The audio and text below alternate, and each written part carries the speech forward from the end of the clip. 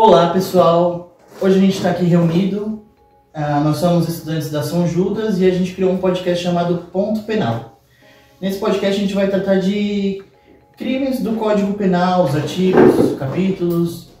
E eu sou o Luca e a gente tem aqui a Vanessa, a Lana, Flávia e a Kelly. Hoje a gente vai tratar especificamente de 3 partes do Código Penal, que são do capítulo Crimes contra a Vida, que fala sobre infanticídio, induzimento ao suicídio e o aborto. Eu vou conversar com a Kelly um pouquinho sobre infanticídio. Teve um caso que eu achei bem curioso, de uma mulher que ela foi presa em flagrante, mas antes ela ligou para a polícia dizendo que teve um aborto. A polícia, quando ela chegou lá, ela viu a casa bagunçada, caco de vidro no chão, garrafa quebrada, tinha sangue pela casa e também tinha uma faca ensanguentada na pia. Só que, pela perícia, eles viram que o bebê já tinha nascido. E quando eles abriram o bebê que estava no saco de lixo, eles viram que estava cheio de ferimento de faca. Nesse caso, foi aborto ou foi infanticídio? Então, Luca, é interessante essa diferença que é bem clara no Código Penal. Existe uma diferença entre o aborto e o infanticídio que se refere exatamente na característica do parto. Então, a perícia médica, nesse caso, concluiu que a criança ela não nasceu morta, o que caracterizaria o aborto. Ela nasceu, respirou e depois ela foi morta. Então, isso caracteriza que não foi aborto, e sim o infanticídio. Certo. Então, claramente não foi o aborto. Foi feita alguma perícia para ver outro crime? Ou posso considerar como homicídio? Não. A grande diferença está no fato de que o infanticídio ele se dá por característica da mãe em estado puerperal. Então, o Código 123 o artigo 123 do Código Penal, ele fala do infanticídio, que é a mãe que matou a criança em estado de puerpério. É caracterizado por uma mudança biológica e psicológica da mãe após o nascimento da criança. Muitas vezes em estado de depressão, esse estado psicológico em que ela acaba cometendo um crime contra a criança. As duas situações, tanto a criança que não foi caso de aborto e a mãe ter matado a criança, é que caracteriza o infanticídio. Por que não foi um homicídio? Porque a mãe estava em estado de puerpério. A criança não foi morta por uma mãe que não estava em estado de puerpério ou por outra pessoa. Só por essas características já se dá o infanticídio. E nesse caso, a pena é de detenção de 2 a 6 anos. Interessante. Uma curiosidade. Num caso onde uma mãe ela vai no berçário logo após o parto, ela acha que é o filho dela, acaba matando a criança. Ela ainda vai responder por infanticídio? Ela ainda vai responder pelo infanticídio. Ela pode confundir os bebês, matar o bebê de outra mãe. Mas ela, além de ter cometido o crime contra o bebê, ela ainda está em característica de puerpério. Então, são as duas características que concluem que foi um infanticídio e não o homicídio, e nem só porque foi a criança dela, pode ter sido outra. Então, o Código Penal, nesse aspecto, ele é bem claro no artigo 123. É bem objetivo, né? Não, então tá ótimo, Kelly. Foi uma explicação, acho que todo mundo entendeu, foi uma ótima explicação. Eu só queria fazer uma consideração, que nesse caso, considera-se a vítima ali, mesmo que ela tenha matado o filho de outra mulher, o que considera é a vítima que ela tinha a intenção, que no caso era o filho dela. Então ela cometeu ali um erro sobre a pessoa, mas o que considera para o crime é aquela que ela tinha a intenção e não quem foi a vítima de fato. Entendi. É isso. Obrigado, Zé. Agora eu vou passar aqui para a Alana e para a Vanessa. Elas vão explicar um pouquinho do induzimento ao suicídio e suas extensões. Tem até um caso que vocês vão começar, né, que foi bastante falado uns tempos atrás. Isso. Eu não sei se vocês lembram que em 2017, 2018, a gente teve vários casos aí por conta do jogo Baleia Azul, que tomou a internet e aí muitas crianças, adolescentes participavam desse jogo, que consistia em... Era um jogo com várias etapas, e aí a etapa começava, por exemplo, da criança, adolescente se expondo na internet, postando uma foto ali mais sexualizada. Depois podia partir para automutilação e aí a etapa final era o suicídio. Essa época foi muito complicada, eu era professora e ficou muito claro como pais e instituições de ensino não sabiam lidar com tudo isso, porque suicídio, automutilação juvenil é um tabu ainda na nossa sociedade. Então, fora isso, esse crime acontecia pelo meio da internet, que é um meio que muda muito, então ele se atualiza muito rápido e as pessoas não conseguem acompanhar e não sabem como acessar certas informações. Sobre o Baleia Azul, ele tem umas informações adicionais, né? Ele no Brasil ele chegou em 2017, mas ele surgiu em 2013, através de uma plataforma chamada VK, que é a rede social mais famosa na Rússia. E vamos dizer assim, né, o autor desse jogo, o criador desse jogo, é o Philips Budekai. Ele tinha, à época, 21 anos. E aí, ele, depois de preso, ele alegou que as vítimas estavam felizes em morrer. E que ele estava fazendo uma limpeza na sociedade. E aí, o que acontece? O jogo consistia ele tinha 50 etapas ao todo. Cada etapa era publicada às 4h42 da manhã. E, de modo geral, assim, em síntese, né? Não vou entrar em detalhes, mas as etapas, elas incluíam automutilação, assistir filmes de terror, ouvir músicas psicodélicas durante horas, publicar determinadas hashtags sobre o jogo, né? E missões. Tinha que subir num telhado 4h da manhã, depois você tinha que subir num telhado mais alto, depois você tinha que ir pra beira de uma ponte, por aí vai. E a última etapa do jogo, que era a etapa 50, era o suicídio em si. O que acontece? Para participar desse jogo, você precisava ser convidado por alguém. Você não podia entrar, você tinha que receber um convite. Como ele fala que ele estava fazendo uma limpeza na sociedade, a gente pode concluir que as pessoas que recebiam esse convite eram pessoas específicas. Ele tinha ali um padrão, com certeza, que ele considerava que precisava ser extinto da sociedade, e ele mandava esse convite para essas pessoas. E ele tinha nesse jogo também, vamos dizer, moderadores desse jogo, tá? Que eram pessoas ali que passavam, vamos dizer, eu convidei ela, eu sou uma moderadora, eu convidei a Vanessa, e aí essas pessoas passavam missões, eu passava missões pra Vanessa. E tudo bem. Aí tá. E uma coisa interessante, uma curiosidade sobre esse jogo, tá? O nome do jogo, Baleia Azul, ele vem de um fenômeno que é das baleias encalhadas. Que supõe-se que as baleias se encalham de propósito, elas são suicidas. Supõe isso, né? Que como elas têm como não encalhar, elas se encalham de propósito. Suicídio, por isso o nome Baleia Azul. Esse jogo, né, esse caso foi um caso que tomou muita mídia, ele tomou muito destaque na mídia no mundo inteiro. Foram mais de 100 mortes, tá, no mundo todo, assim, que se tem notificado, que foi, né, caracterizado.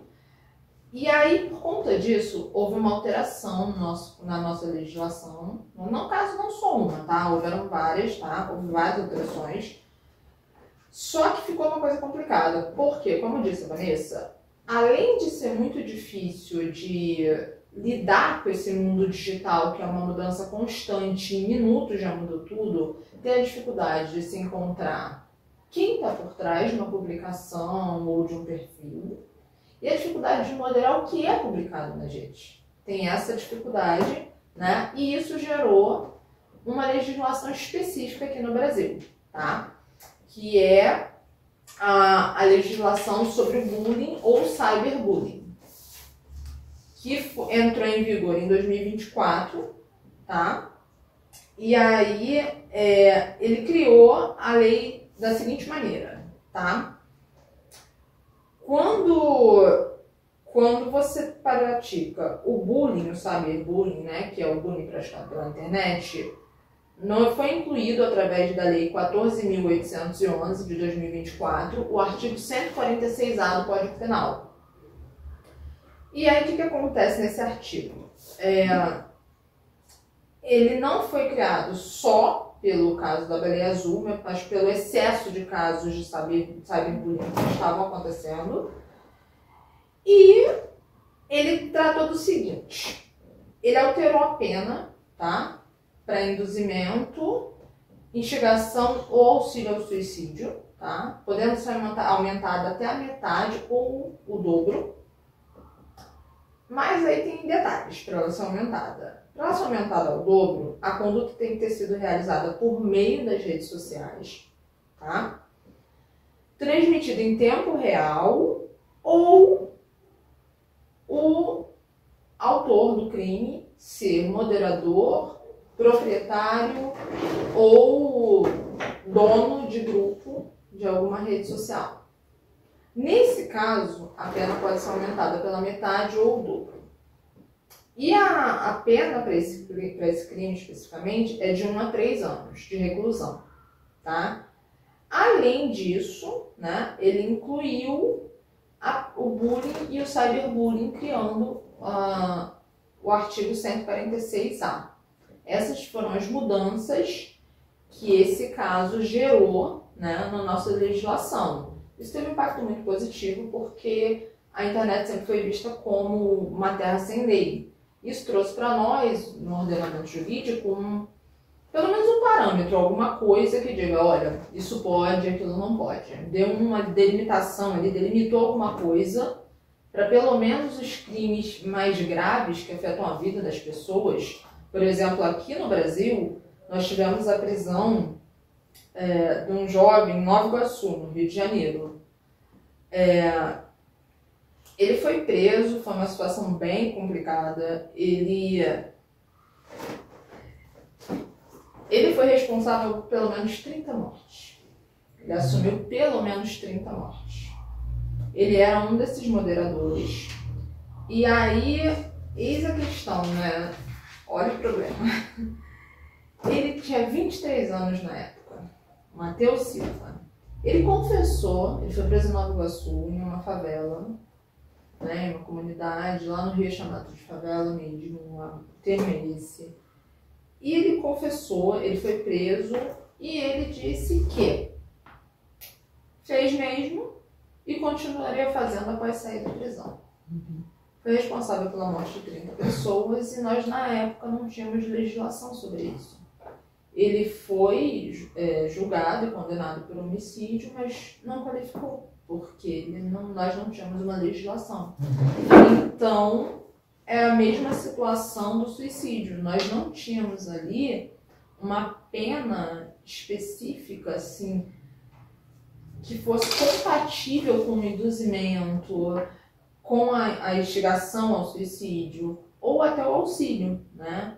Que tem essa diferença. Para nós, no nosso Código Penal, nós temos diferença. Quais são essas diferenças? Isso, então. O induzimento é quando você coloca a ideia de suicídio na cabeça de alguém. Eu nunca pensei em suicídio, a Vanessa vem e fala pra mim, mas já pensou em se matar? Porque você não tá aguentando mais e tal. Isso é induzimento. A instigação é quando ela já pensa em se matar. Ela já tem uma tendência suicida. E eu fico ali, faz mesmo, vai lá. Eu reforço essa ideia.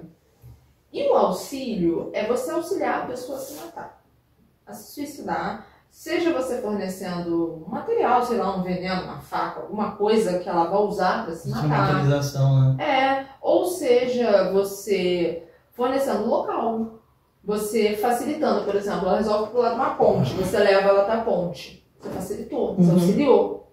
Então, a diferença do auxílio, da instigação e do induzimento é essa, quanto ao suicídio, né? Que, lembrando, o suicídio não é crime. O que é crime são essas três, que é previsto no nosso Código Penal, são essas três modalidades que se referem mais à pessoa que pratica do que ao suicida em si.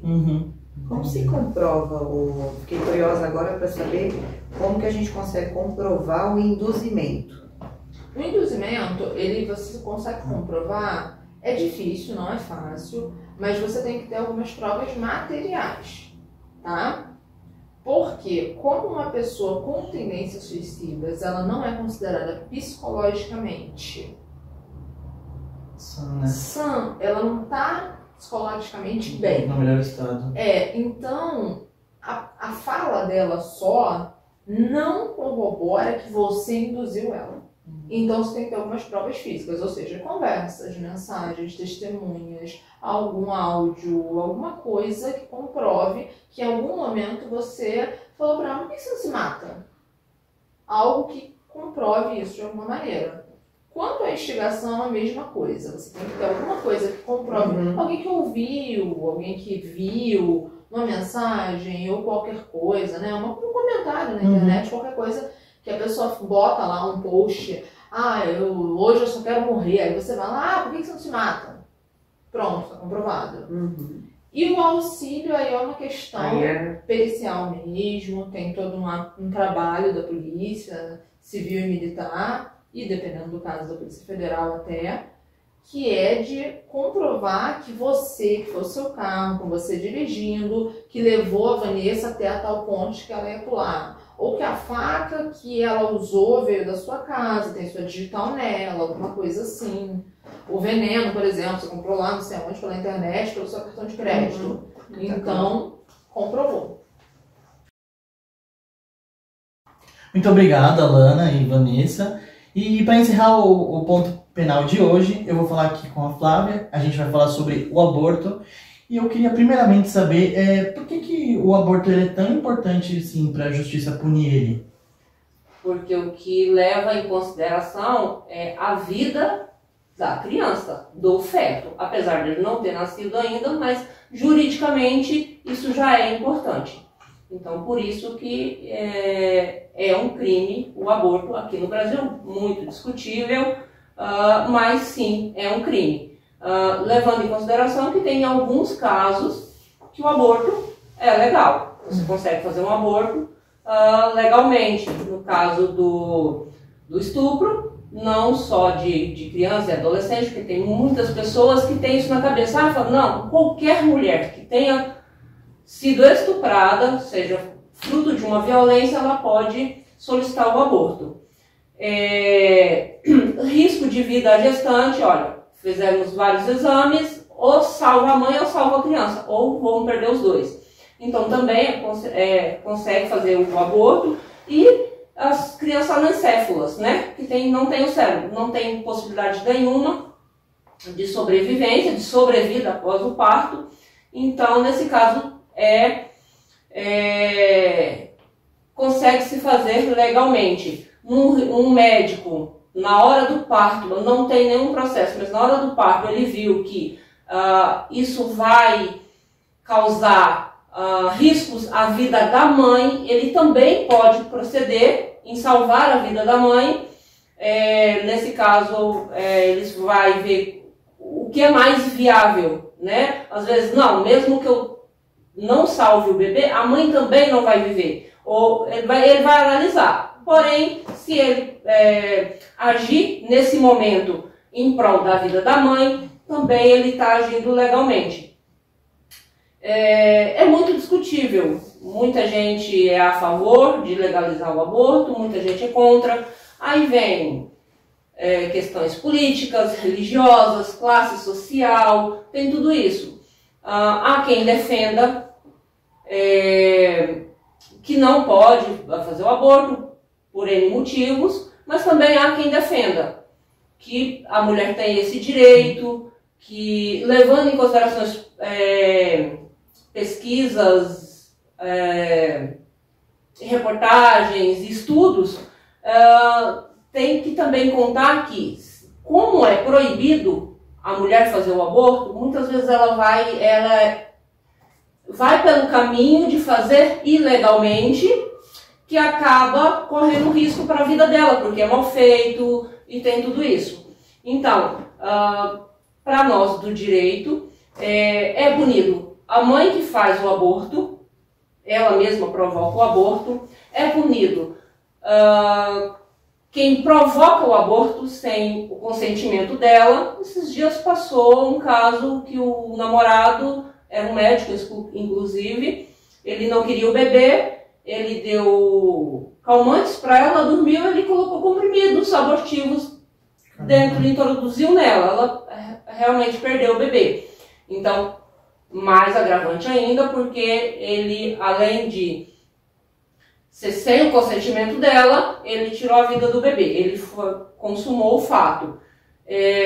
Também tem os médicos que a mãe vai ser punida, a mãe que fez o aborto, e também o médico que fez clandestinamente, pois ele cometeu o aborto, que é um crime, e pode ser agravado se a mulher vir a morrer também nesse procedimento, né?